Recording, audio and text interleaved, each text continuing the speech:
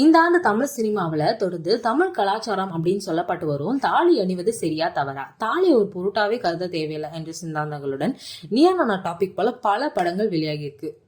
அதுலயும் கமர்ஷியல் படமா உருவான டியூட் மற்றும் ஆண் பாவம் பொல்லாதது படங்கள் தான் அதிக அளவுல விமர்சனங்களையும் அதே சமயம் அதிக அளவு வரவேற்பையும் பெற்றதுதான் இங்க மிக ஆச்சரியமான ஒரு விஷயம்.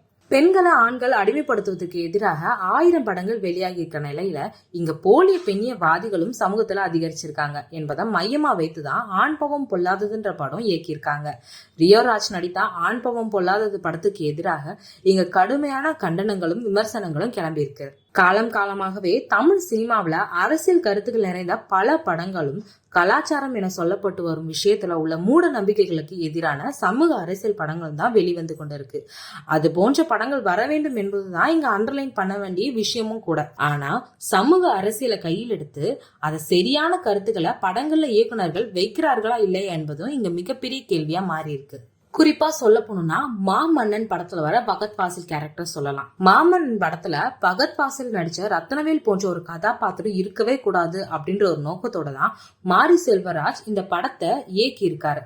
பகத் வாசல் நடிப்பு பார்த்து வியந்து போன ஒரு கூட்டம் அவரை ரோல் மாடலா மாற்றி கொண்டதுதான் இங்க மிகப்பெரிய அபத்தமா மாறி போயிருக்கு. டியூட் படத்துல சரத்குமார் அதியமான் அழகப்பன் அப்படின்ற ஒரு கதாபாத்திரத்துல நடிச்சிருப்பாரு. அவர் தான் அந்த படம் வெற்றி பெறவே காரணம், அப்படிதான் இருக்கணும் அப்படின்னு சொல்லிட்டு இங்க சில பேர் கம்பு சுத்த ஆரம்பிச்சிருக்காங்க.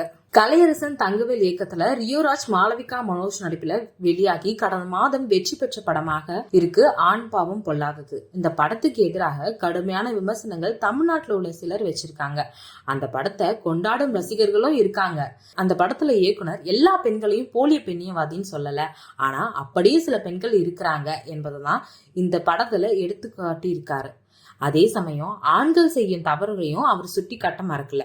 படத்தோட கிளைமேக்ஸ்ல ஆணும் பெண்ணும் சேர்ந்து வாழ இருவருக்கும் இடையே உள்ள ஈகோ விட்டு கொடுக்க வேண்டும்னு சொல்லியிருக்காரு. கணவன் மனைவிக்கு இடையில விவாகரத்து அப்படின்ற ஒரு வாக்குவாதம் வர்றதுக்கு காரணம் அவங்களுக்குள்ள இருக்க ஈகோ தான் அப்படின்னு சொல்லிட்டு அந்த படத்துல வெளிச்சம் போட்டு காட்டியிருப்பாரு படத்தோட இயக்குனர்.